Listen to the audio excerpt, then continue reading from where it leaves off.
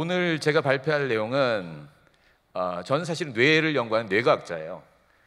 그리고 그래서 이제 뇌를 연구하면 도대체 어떤 일이 가능할 수 있을까, 그런 미래에 대한 상상을 많이 해보는데 그랜 퀘스트에 굉장히 적합한 그런 질문을 평상시에 존경하는 카이스트의 백세번 교수님하고 굉장히 많은, 사실 재단에서 요구한 것보다, 학술원에서 요구한 것보다 저희들이 더 재밌어가지고 따로 만나갖고, 물론 줌으로 따로 만나서 막 얘기들을 하고, 그래서 서로 더 많이 친분도 쌓고 그럴 수 있는 기회가 돼서 굉장히 좋았습니다. 자, 제목부터 잘 이해가 안 가는 분들이 분명히 계셨을 것 같아요. 왜냐하면 저희가 이게 미래에 답이 없는 문제라는 걸 강조하기 위해서 제목에 없던 말을 하나 만들어서 집어넣습니다. 여러분이 많이 아시겠지만 가상현실이라는 거는, Virtual Reality라는 거는 이미 많은 사람들이 경험을 하고 있는 거지만, 내뇌 현실이라는 Intracranial Reality라는 말은 들어보지 않으신 분들이 분명히 많이 계실 거예요. 그래서 그 말부터 일단 간단하게 설명을 해드리겠습니다.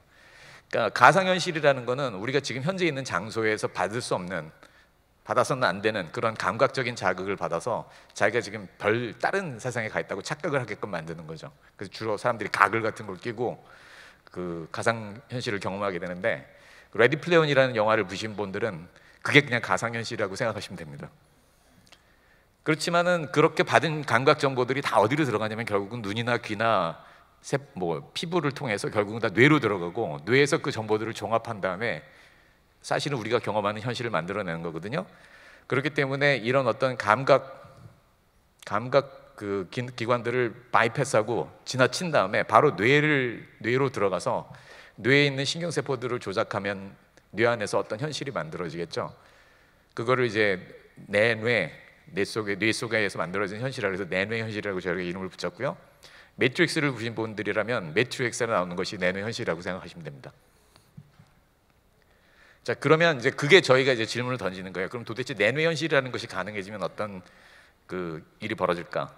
내뇌 현실에 대한 얘기를 하려면 일단 뇌에 대한 얘기를 간단하게 해야 될 텐데, 그 얘기는 며칠, 몇 달, 몇 년을 해도 끝이 없을 테니까 간단하게 정말 중요한 것만 여러분께 제가 말씀을 드릴게요. 그러니까 뇌라는 거는 신경계입니다. 그리고 신경계는 모든 동물들이 다 가지고 있는 거예요. 그래서 우리가 지구상에 지금 현존하는 동물들 중에 가장 간단한 신경계를 가진 동물은 해파리예요. 그럼 이렇게 해파리 같이 가장 간단한 신경계를 가지고 있는 동물들이 가지고 있는 또 하나의 공통점은 뭐냐면 다들 근육세포를 가지고 있다는 것입니다.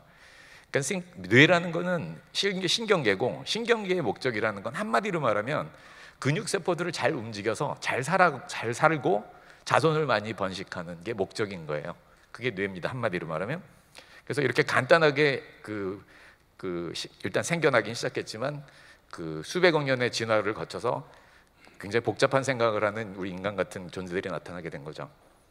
그리고 이렇게 근육세포와 뇌세포가, 신경세포가 만나서 서로 지능이라는 걸 만들어내고 복잡한 생각을 할 수 있게 됐다는 것이, 어떻게 보면 그런 생물학적인 진화 과정이 우리가 잘 알고 있는 산업혁명 과정과 유사한 점이 한 가지가 있습니다. 그건 뭐냐면 기계적인 에너지를 잘 제어하기 위해서 정보를 잘 처리해야 되는 거예요. 그래서 기계적인 에너지라는 거는 생물학적인 시스템에서 보면 근육세포가 하는 일이고, 정보를 처리한다는 거는 생물학적인 생명체에게서는 신경세포들이 하는 일인데, 인간이 지난 몇백 년 동안의 산업혁명을 겪으면서 만들어낸 것도 결국은 화석연료를 잘 이용해서 기계적인 에너지를 만들어내고, 인간이 힘든 일을 하지 않고 기계를 시켜서 모든 일들을 더 많이 빨리 할 수 있는 그런 어떤 세상을 만들고, 그러다 보니까 그런 기계들을 잘 제어할 수 있는 그런 컴퓨터가 필요하게 됐죠. 그래서 반도체 산업이 등장을 하고, 처음에는 진검과 같이 굉장히 뜨겁고 에너지를 많이 쓰는 그런 소재들을 썼지만 몇십 년 후에 이제 트랜지스터가 등장하면서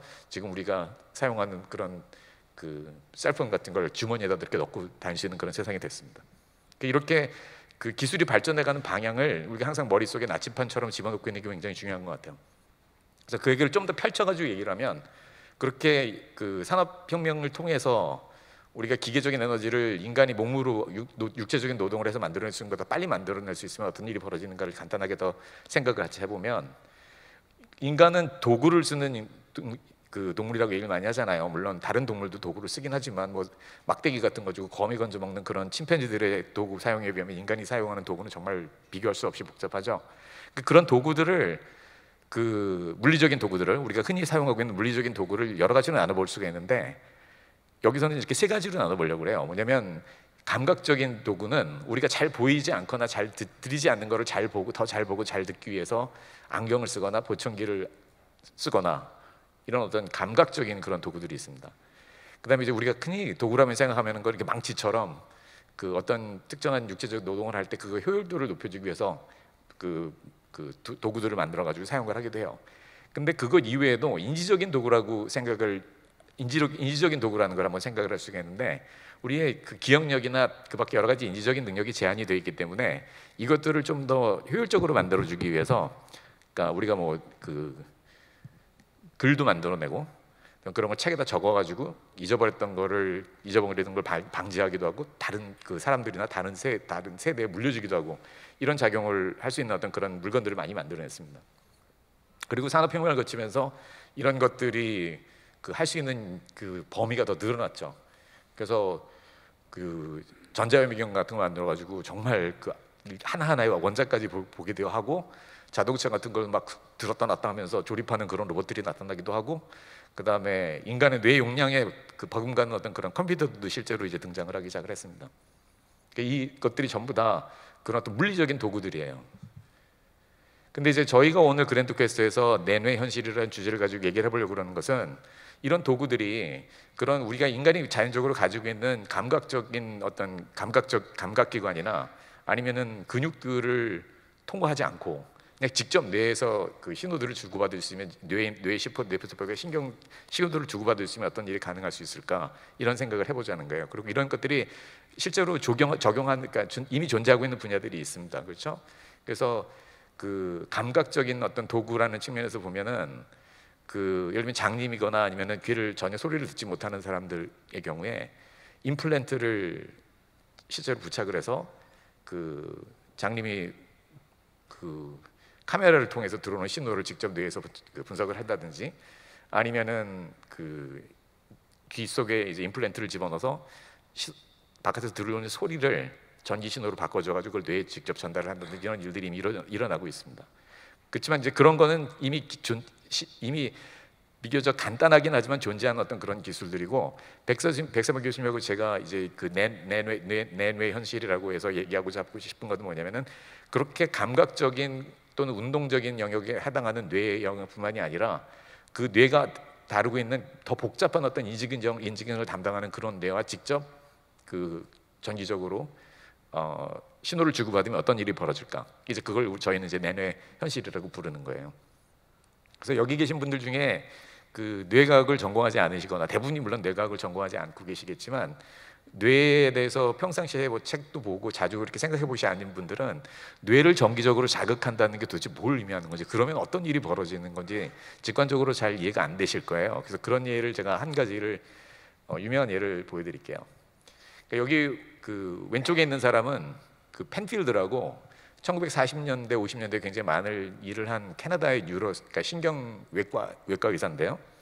이 사람이 이제 뇌에 여러 가지 문제가 있는 사람들을 수술을 통해서 문제가 있는 뭐 암에 걸렸다든지 아니면 간질을 만들어내는 어떤 그런 뇌 조직이라든지 이런 부분을 제거를 하는 그런 수술을 굉장히 많이 하셨는데 실제 이런 수술은 지금도 진행을 하고 있습니다. 특히 이제 뇌암이 있거나 그러면 근데 이렇게 뇌의 부분을 딱 제거를 할 때 의사들이 신경을 써야 되는 건 뭐냐면은 그 제거하고자 하는 뇌 주위의 부위에서 담당하는 기능이 그 사람의 어떤 그 웰비잉에 정말 결정적인 역할을 하는 부분이라면 더 조심해가지고 떼야 되겠죠. 그러니까 예를 들면 뇌의 어느 부분을 제거를 했는데 그것 때문에 이 사람이 말을 못하게 된다든지 아니면 여기 있는 사람 같은 경우는 기타리스트인데 그 뇌에 있는 종양을 떼어내기 전에 의사한테 내가 이 수술을 하고 나서 기타를 못 치게 되면 차라리 죽으면 죽었지 기타를 치는 그런 능력을 절대 잃고 싶지 않다. 그렇기 때문에 수술을 하는 동안에 그 제거하려고 하는 부위를 이렇게 툭툭 건드려 봐갖고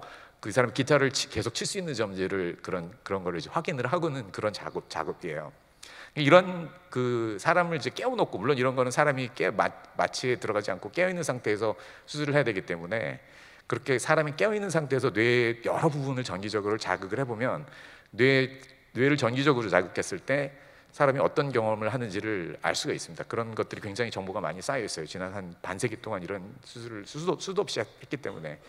그런데도 공통적으로 느끼는 거냐면, 느끼는 건 뭐냐면, 우리가 피부에, 그러니까 이 몸의 신체 외부 부분을 정기적으로 자극하면, 아마 한 번쯤은 감전 당해 보셨을 것 같은데 찌릿찌릿하거든요. 정기적으로 자극받는다는 그런 느낌을 받지만, 뇌를 정기적으로 자극을 하면 전혀 그런 느낌을 받지 않습니다.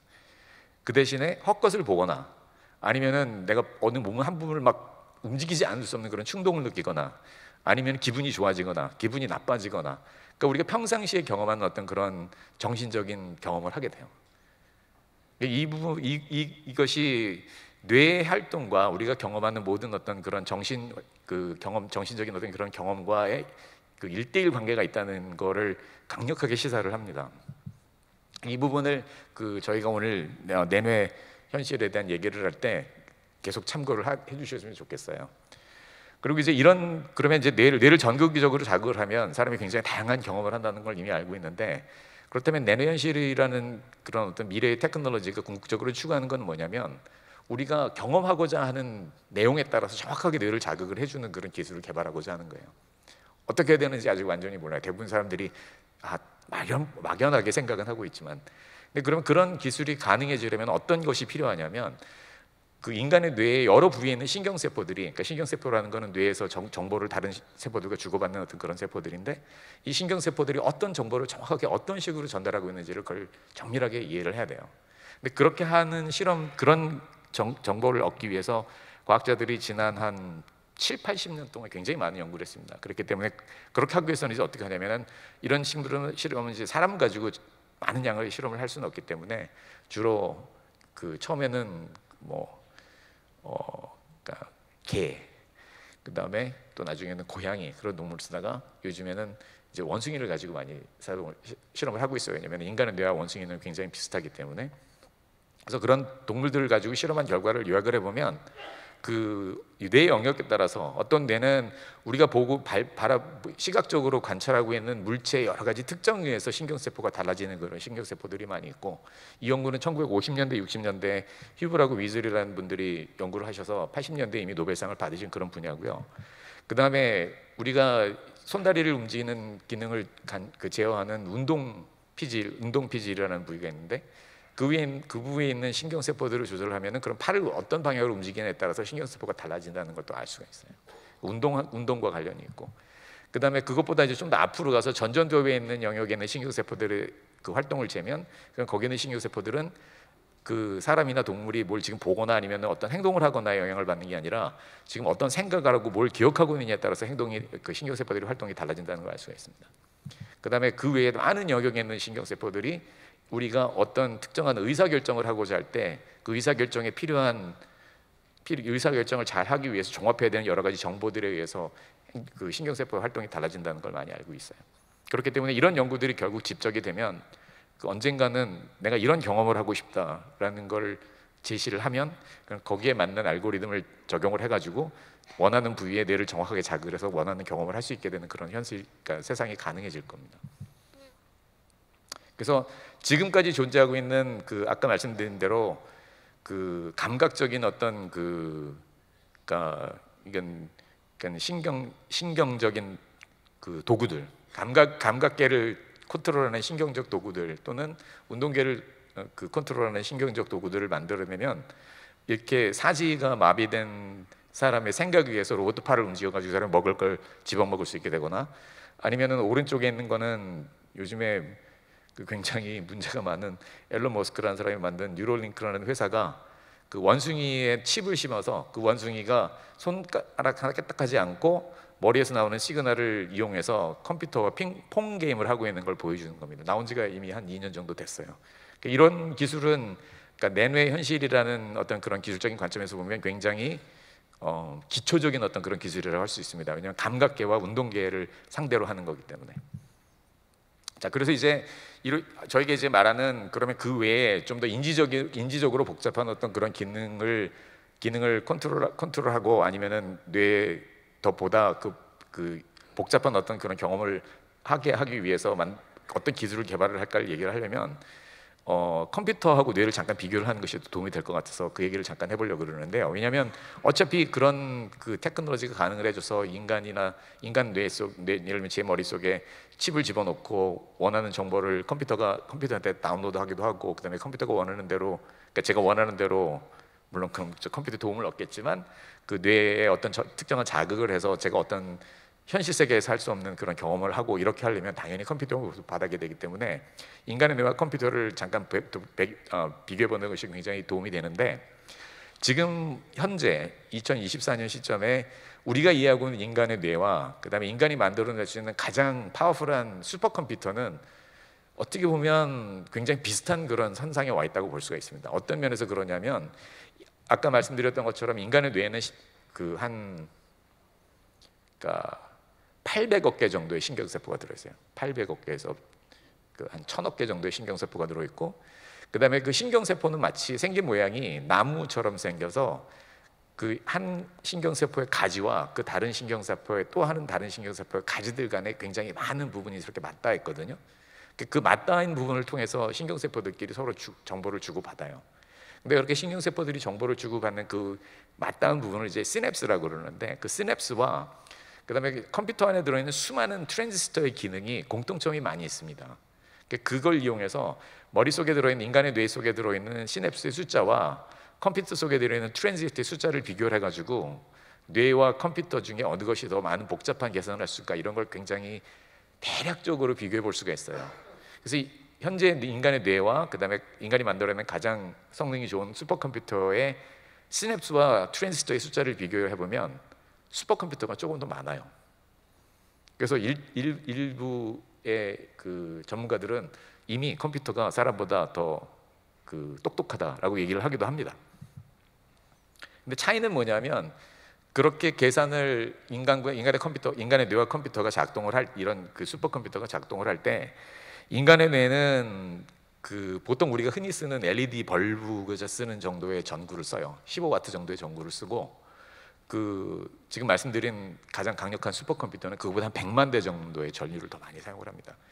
그렇기 때문에 우리가 먼 훗날, 그러니까 내뇌 현실을 만들어서 아이폰 같은 걸 가지고 다니면서 제가 경험하고 싶은 걸 새로 경험을 하고 싶다 그러면 이 문제가 반드시 해결이 돼야 돼요. 그러니까 파워를 훨씬 적게 쓰는 그런 컴퓨터를 만들어내야 되는데, 뉴로모픽 아키텍처에서 많이 들으실 수 있는 뉴로모픽 컴퓨터라는 건 뭐냐면, 이것도 이제 많은 분이 들어보셨겠지만 실제 우리가 사용하고 있는 지금 그러니까 모바일 폰에 들어있는 컴퓨터부터 여러분이 가지고 있는 데스크탑이나 랩탑 컴퓨터들은 전부 다 폰 노이만 아키텍처라는 어떤 그런 디자인을 사용을 하고 있는데요. 그 디자인 자체가 인간의 뇌보다는 굉장히 비효율적이에요. 그래서 컴퓨터의 구조를 근본적으로 바꿔서 인간의 뇌처럼 좀 더 파워를 적게 쓰고 정보를 더 효율적으로 처리하는 그런 컴퓨터를 만들어 보겠다는 노력을 사실 굉장히 많은 회사들이 하고 있습니다. 이번 발표를 하기 위해서 제가 찾아보니까 지금까지 현존하는 가장 복잡한 뉴로모픽 컴퓨터는 올해 나온 IBM의 할라 포인트라는 뉴로모픽 컴퓨터래요. 근데 제가 관심이 있었던 거는, 그럼 이 뉴로 컴퓨터에는 트랜지스터가 몇 개나 들어있고, 그다음에 그러니까 인간의 머릿속에는 신경세포와 해당하는 그런 어떤 그러니까 인공적인 신경세포는 몇 개나 들어있고, 그 신경세포들이 가지고 있는 인공적인 시냅스는 몇 개나 들어있나, 이거를 비교를 해보니까 아직은 사람 뇌에 있는 것보다는 굉장히 시냅스 숫자가 적지만, 만약에 그 시냅스와 그러니까 신경세포의 숫자가 인간의 뇌와 비슷해진다면 그러면 얼마나 많은 전력을 사용을 할까, 이걸 계산해 보니까 아까 좀 전에 보였던 슈퍼컴퓨터는 굉장히 많은 전력을, 그보다 많이 적은 전력을 사용을 합니다. 그럼에도 불구하고 만약에 이런 뉴로모픽 컴퓨터가 인간의 뇌와 같은 성능을 간다고 가정을 하면 여전히 인간의 뇌는 15와트를 쓰지만 이 컴퓨터는 18만 킬로와트를 사용을 합니다. 그러니까 아직도 한 10,000배 정도 더 많이 쓰는 거죠, 그죠? 그래서 아직도 갈 길이 멀습니다. 뉴로모픽 컴퓨터가 그러니까 내내 현실을 만들어내려면 굉장히 중요한 그 역할을 할 텐데, 컴퓨터가 아직 성능이 굉장히 많이 더 좋아져야 된다는 걸 알 수가 있어요. 자, 그러면 이런 이제 그 그러니까 내뇌 현실, 우리가 컴퓨터를 이용해서 뇌의 여러 모든 부위들과 직접 다 굉장히 빠른 속도로 많은 양의 정보를 주고받을 수 있으면 어떤 일을 할 수 있을까에 대해서 이제 조금 얘기를 해보고 제 발표를 마치려고 그러는데요.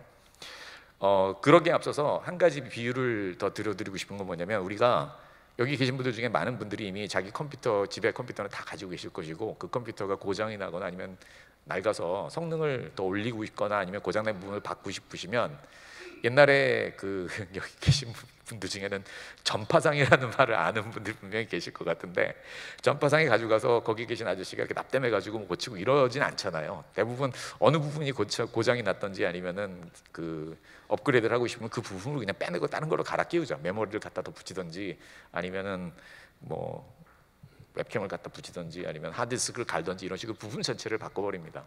그러니까 그럴 수 있는 이유는 컴퓨터가 마듈하게 구성이 되어 있기 때문에 그래요. 그러니까 부품들이 어느 정도 그 독립적인 역할을 하기 때문에. 뇌도 그런 면이 있습니다. 그런 면을 통해서 뇌를 약간 단순하게 이해를 해보면, 그러면 이렇게 그 내뇌 현실이 가능해질 때 어떤 일을 할 수 있을지 조금 좀 더 구체적으로 생각을 해볼 수가 있어요. 그래서 여기 계신 분들이 물론 뇌과학자는 아니시겠지만 그 인간의 뇌가 저렇게 생겼다는 건 대부분 한 번쯤은 보신 적이 있으실 거고요. 그 다음에 그 뒤통수 밑에 소뇌라는 게 달려있다는 거는 아마 아시고 계실 거예요. 신경과학을 듣지 않으신 분들도 대뇌 소뇌 있다 그래가지고 소뇌가 저기 그 뒤통수에 달려있다는 건 아마 알고 계실 것 같고, 근데 그런 식으로 뇌의 여러 부위를 그 한 군데 이렇게 연구를 하는 것이 이렇게 뇌과학자들이 하는 일의 굉장히 큰 대부분입니다. 그래서 그 부분을 세 개를 간단하게 말씀드리려고 그러는데, 하나는 제가 지금 말씀드리는 건 소뇌고, 그 다음에 인간의 뇌의 그 중심부에 해당하는 부분에 가면 기저핵이라고 또 굉장히 미스테리아스한 어떤 그런 부분이 있어요. 제가 두 번째로 말씀드리는 그런 부위고, 그 다음에 세 번째는 요즘에 보면 뭐 언론에 또는 뭐 그 유튜브에 굉장히 많은 분들이 얘기를 많이 하시고 책도 많이 써 있는 해마라는 부위가 있죠. 그러니까 그건 이제 이 옆통수 옆쪽에 있는 그런 데인데, 여기는 주로 이제 기억을 담당한다고 많은 분들이 알고 계시잖아요. 그래서 이 세 영역에 대해서 제가 간단하게 그러니까 내내 현실을 실현한다는 관점에서 이 부분들이 어떤 역할을 하는지를 간단하게 요약을 해드릴게요. 그래서 여기 보시는 거는 그 뇌를 가운데를 이렇게 잘라가지고 열고 보면 소뇌가 어떻게 생겼는지를 보여주는 그런 그림인데요. 우리가 인간의 어떤 그런 인지 기능을 가장 많이 담당하고 있다고 생각하는 대뇌와 소뇌 사이에는 굉장히 많은 신경세포들이 그 케이블처럼 굉장히 굵은 그런 케이블들이 이 두 가지를 연결을 하고 있어요. 그래서 그 사이에 굉장히 대뇌와 소뇌 간에 많은 정보들이 오고 가고 있는데, 도대체 대뇌는 소뇌를 어떤 목적으로 사용을 하는가에 대해서 간단하게 말씀드리면, 그 소뇌는 재밌는 사실이 몇 가지가 있는데, 하나는 뭐냐면 대뇌보다 굉장히 작지만 인간의 뇌에 들어있는 신경세포의 75% 정도가 소뇌에 있습니다. 굉장히 많은 세포들이 뭉쳐져 있어요. 그리고 그 많은 세포들이 그 마치 그 레인이 많은 그런 고속도로처럼 각각의 하는 일들이 다 비슷비슷해요. 그러니까 뭐냐면 한꺼번에 비슷한 일을 한 그 수십만 군데서 동시에 처리할 수 있는 어떤 그런 기능을 가지고 있는 거예요. 근데 컴퓨터에서 그런 역할을 하는 부품이 뭔가를 찾아보면, 그 컴퓨터 공학을 전공하시는 분이 아니더라도 요즘에 GPU라는 말을 굉장히 많이 들어보셨을 텐데, 그러니까 컴퓨터가 단순한 어떤 계산을 동시에 많은 양을 반복해야 할 때 그걸 빨리 처리하기 위해서 GPU라는 그런 칩을 갖다 끼고 사용을 하거든요. 그래서 구조적으로 대뇌와 소뇌가 연결되는 걸 보면, 소뇌가 하는 일도 마치 컴퓨터에서 GPU가 하는 것처럼 비슷한 일을 동시에 많이 한꺼번에 빠르게 하기 위해서 그 마치 진화를 통해서 만들어낸 어떤 그런 GPU 칩 같은 그런 인상을 강하게 갖게 됩니다. 자, 그다음에 기저학이라는 부분이 있다고 말씀드렸는데, 역시 이것도 신경해부학적으로 대뇌와 연결되는 그런 방식이라든지, 그다음에 인풋 아웃풋 관계를 잘 들여다보면 이 기저학이 하는 부분은 굉장히 많은 신호가 한꺼번에 들어올 때 소뇌에서처럼 그 많은 정보를 동시에 다 어떤 동시에 연산을 하는 게 아니라, 그 여러 개가 동시에 들어오는 신호 중에 어떤 특정한 하나를 선택을 해서 그 신호에 따라서 몸을 움직이거나 생각을 하거나 아니면 그 생각들을 이렇게 결합을 할 때 그런 역할을 하는 구조라고 많은 뇌과학자들이 생각을 하고 있어요. 그래서 그 예를 들자면 우리 철로에서 이렇게 기차를 어디로 보내는지를 컨트롤한다든지, 아니면은 여기 DJ 하시는 분들 계신지 모르겠는데 음악을 여러 개를 동시에 틀었을 때 그중에 어떤 걸 스피커로 연결해야 될지 이런 역할을 하는 것하고 굉장히 비슷하다고 생각을 하고 있어요. 그다음에 마지막으로 히포캠퍼스, 그러니까 해마라는 부위는 기억과 관련됐다고 많이 생각을 하는데, 이 부분은 마치 그 여기 테이프 레코더, 저기 지금 제가 그려놓은 사진이 테이프 레코더인데, 테이프 레코더를 사용해 보신 분들이 계신지 모르겠지만 아이폰, 아이패드, 아까 그 아이파드가 나오기 전에 사람들이 저 나이쯤 되는 사람들은 주로 워크맨 이래가지고 테이프, 카세트 테이프 같은 걸로 음악을 들었거든요. 그러니까 그 카세트 테이프가 나오기 전에 저렇게 큰 기계를 서가지고 음악을 녹음을 하고 그걸 다시 듣고 그러던 게 저 테이프 리코더입니다. 근데 테이프 리코더를 가지고 있으면 어떤 일을 할 수 있겠냐면, 실제로 자기가 녹음을 했던 소리보다 더 천천히 틀어가지고 제가 지금 무슨 이런 소리를 내거나 제가 지금 이런 식으로 빨리빨리 돌려가지고 소리를 내는 그런 역할을 할 수가 있거든요. 그래서 처음에 들어왔던 어떤 그런 시그널을 빨리 재생할 수 있는 어떤 그런 역할을 할 수가 있어요. 기억이라는 걸 그렇게 빨리 재생할 수 있다는 건 굉장히 중요한 역할을 합니다. 그리고 또 여기 지금 보여드리는 것처럼 동물 실험들을 할 때 동물이 예를 들면 어떤 통로를 이렇게 쭉 지나가면 해마에 있는 신경세포들이 순차적으로 활동을 해야 하게 돼요. 그러니까 어떤 해마 신경세포 3번이 툭 반응을 하면 조금 있다가 그 동물이 그 다음 지역으로 넘어갔을 때 해마세포 4번에 툭 반응을 하고 뭐 이런 식으로 쭉 순차적으로 반응하는데, 그 해마세포들이 동물이 한 곳에서 가만히 쉬고 있을 때 동물이 그 지나갔던 통로를 생각을 한다고 가정되는 순간에 순간적으로 테이프 리코더에서 소리가 빨리 나오는 것처럼 그 세포들이 그 순간적으로 재빠르게 자기 순서대로 활동을 다시 재생을 하기도 합니다. 그런 걸 이용을 하면 어떤 일을 할 수 있다고 생각하냐면, 우리가 내 뇌 현실이라는 걸 만들어낼 때 어떤 뭐 2시간짜리 영화를 봤다든지 아니면 뭐 10시간 동안 책을 읽었다든지 이런 경험을 뇌에다 주입시킬 때 그 원래 경험을 했던 것만큼 시간을 다 들이지 않아도 굉장히 빠른 시간 내에 정보를 뇌에 재생을 할 수 있는 가능성을 시사한다고 볼 수가 있어요. 영화 매트릭스 보신 분들은 아마 생각나는 장면이 지금 분명히 있을 거예요. 자, 그래서 시간이 이제 다 돼가기 때문에 두 가지만 더 얘기를 하고 이제 백 교수님하고 그 어려운 질문 있다 백 교수님한테 많이 하세요. 그러니까 저는 그 뇌를 실험적인 방식으로 연구를 하고, 백 교수님은 AI하고 뇌를 동시에 연구하시는 분이기 때문에 그 AI와 뇌의 관계에 관한 좋은 질문 많이 하실 수 있을 것 같습니다. 그래서 제가 마지막으로 두 가지 더 말씀드리려고 그러는 거는, 이런 기술이 정말 그 어느 정도 완숙한 어떤 그런 경지에 도달했을 때 어떤 일을 했을까를 좀 더 구체적으로 말씀을 드리고, 그다음에 그런 일을 하기 위해서는 그러니까 우리가 지금부터 어떤 그 분야에 투자를 하고 어떤 기술을 더 개발해야 되는지 그 얘기를 잠깐 말씀을 드리겠습니다.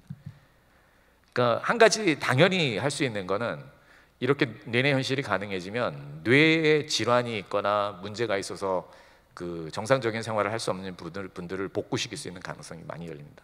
이거는 아까 보이신 것처럼 사지가 마비됐거나 뭐 눈이 안 보이거나 이런 어떤 감각적인 운동 장애뿐만 아니라 그 뭐 우울증에서 헤어나지 못한다든지 강박증에 걸린다든지 공포장애라든지 이런 식으로 그 인지적 내지는 그 감정적인 어떤 그런 장애까지 다 포함이 될 수가 있어요. 실제 이런 부분의 치료법은 지금 많이 개발이 되고 있는 상태입니다. 그다음에 또 하나는 그러니까 우리가 컴퓨터나 책을 써가지고 인간이 자연적으로 가지고 있는 인지 기능을 더 부가시킬 수 있게 더 증가시킬 수 있듯이, 이런 식으로 뇌의 여러 부위들과 우리가 정확하게 커뮤니케이션을 할 수 있으면, 그러면 앞으로 수십 년 후에는 지금보다 훨씬 더 AI가 많이 더 개발이 돼 있을 텐데, 그런 AI들과 일일이 뭐 챗GPT 윈도우에서 이렇게 질문 주고 받고 이렇게 사용을 하는 게 아니라 직접 뇌와 컴퓨터가 직접 그 상호작용을 할 수 있는 그런 기술을 상상을 해볼 수 있습니다. 그래서 여러분이 많이 잘 아시는 알파고라든지 아니면은 그 뭐 알파 크래프트라든지 아니면 무슨 요즘에 이번에 노벨상 받은 그런 알파폴드 같이 굉장히 그 과학적인 어떤 복잡한 질문도 뇌가 던지기만 하면 컴퓨터를 통해서 내뇌 현실을 이용해서 뇌가 정보를 받아가지고 바로 사용할 수 있는 어떤 그런 기술이 언젠가는 가능해질지도 모릅니다.